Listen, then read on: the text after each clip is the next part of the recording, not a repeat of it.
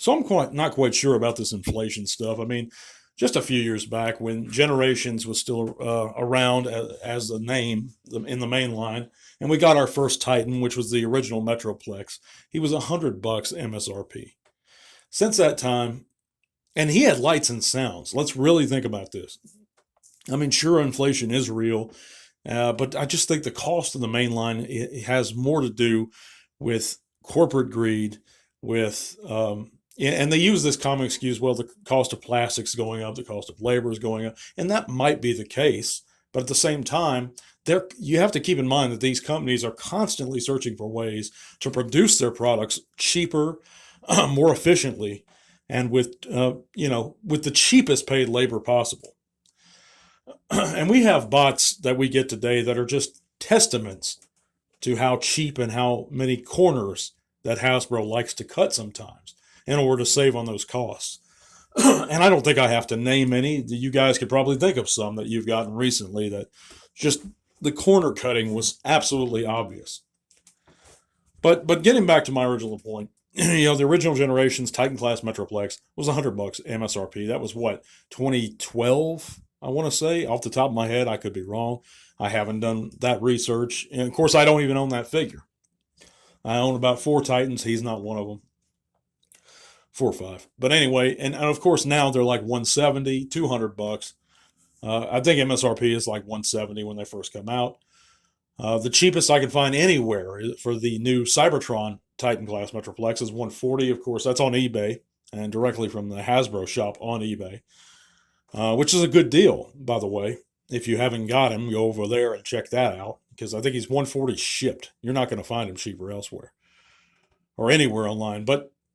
And he's no larger than the original Generations one. And I mean, let's say it was 2012 that the original Titan class Generations Metroplex came out. Again, he had lights and sounds. He was also the largest Titan class to date. I think it's him and Fort Max. Of course, they're kind of the same mold. But so if the quality is going to decrease, the price shouldn't increase. That's my opinion. If it was just inflation, the price would just increase, but the quality would stay the same. But the quality is not staying the same. It's dipping somewhat. Now, that's not saying that Hasbro hasn't done a great job on some figures. They knock a lot of them out the park, but on some, they just miss the mark entirely. I can think of cases in hand. The new G-Axis, for example, completely hollow underneath the jet mode, when it would have cost, I don't know what, to make 2 little flaps to cover up that bottom section in jet mode. It's just a matter of cutting corners. Number of paint apps, number of moving parts, plastic they use. And you can go by weight and number of grams. I know my buddy Dennis Moulton, the Got By, he likes to do that.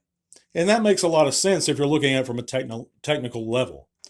I don't, because we didn't do that as kids. That's not how, if you're enjoying the line, that's not what we did as kids. That's not what fans do. If you're just trying to have fun, I'm not going to say fans, but if you're just trying to have fun with it, you're not going to be weighing your Transformer. Oh, this weighs less than the normal Voyager class. That doesn't make any sense to do. But if you are looking at it from a technical or an economical level, I can see why one would do that. But that's my question for you guys. Has the main line become too expensive? Because it is. It's like I said, retail locally, it's $27 after tax for a deluxe. Back in 96 or the late 90s, even 99, when we get Beast Machines and all that, it was $10 for a deluxe the longest time. Even when Chug first started, Classics, it was $10 for a Classics deluxe figure.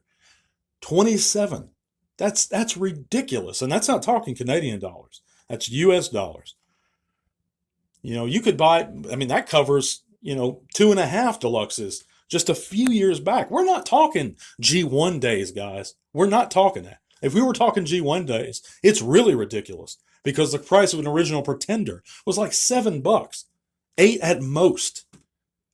And they have more plastic than modern day deluxes by far, if you count the shell. So they're more on the line of Voyager. We're talking fairly recently, Even if you go back to the '07 Michael Bay days, just their first Michael Bay movie, deluxes were still $10 then, I want to say. But then they bumped them up to 12, to 15. Now they're 20. Now they're over 20, 22, 24, depending on where you go. But after tax, they're 27 here locally.